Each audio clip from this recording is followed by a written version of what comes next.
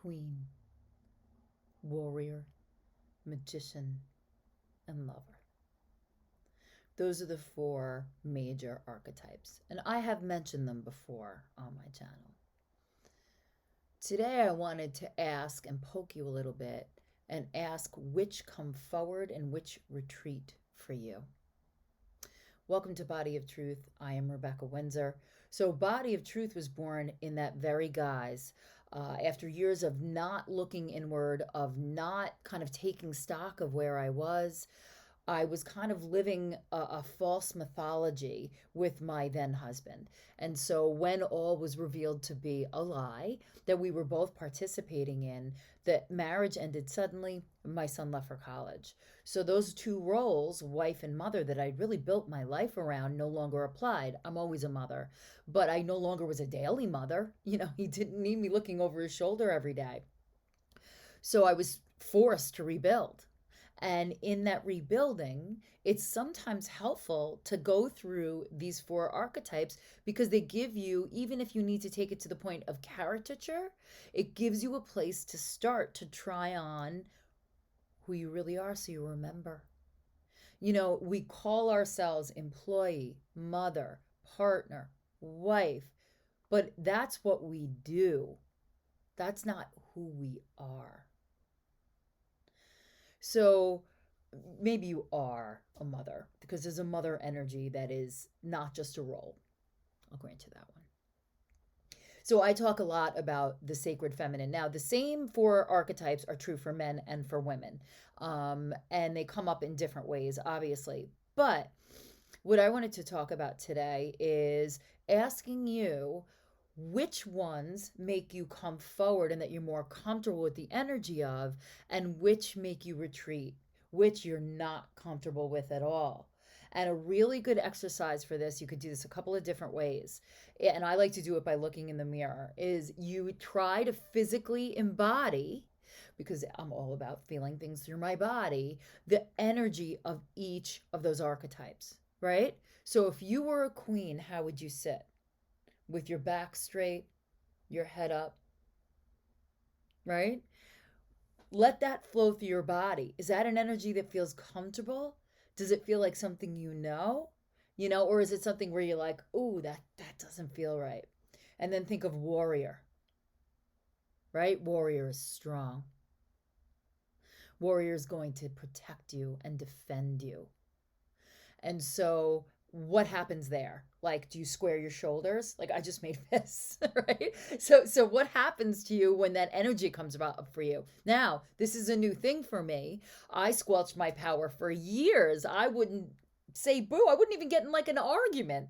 So now allowing that warrior to have a voice, sometimes she takes over a little bit, but she's beginning to ease off because magician, who's like the crafty, the thoughtful one, the one who thinks outside the box and has very interesting ideas, can also be manipulative. Each of these sides always has a shadow, a light and a shadow side.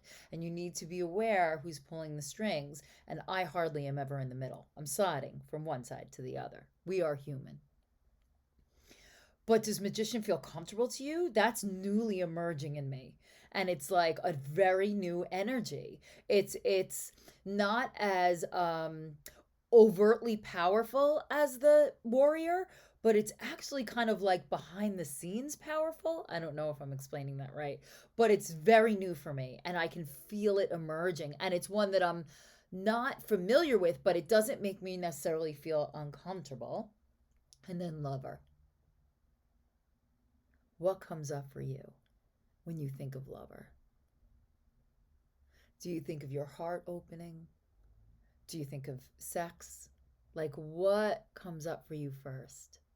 So what I ask you to do today is play with the energy of each of these. And then if you want to take it further, does a light energy aspect come up or does a darker energy aspect come up? I would say that post-marriage, my lover energy was strong, but it was shadow lover. It was get attention.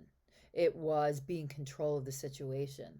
It was run far before you ever get hurt or risk, right? So that's the shadow side of the lover. It's a has a lot to do with power and manipulation to get what you want, or overindulgence, or lasciviousness, right? That all those things tie into shadow lover.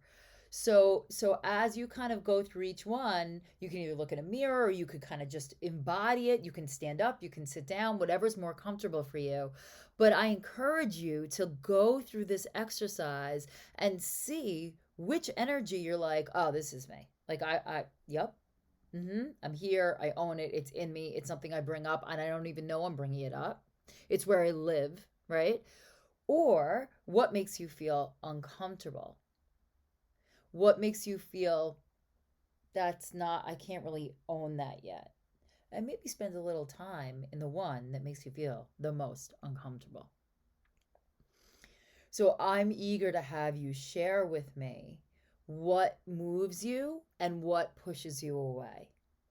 And let that kind of like just circulate throughout your body and see like how that comes off for you. Does it manifest in a certain place in your body? Like, is it a circulatory feeling of energy, or is it like a pool of energy? All that I find so fascinating, and I would love to know how that comes up for you. So, Archetype 101 today, we will definitely be diving deeper into both the light and the shadow sides of all of these things, because no matter what you are made to do, and no matter what your soul's purpose here on earth at this very time is, you need to know yourself so you know what you're supposed to be doing here. And that's why I urge you to look inside and play with these ideas and see what comes up for you. I will see you tomorrow.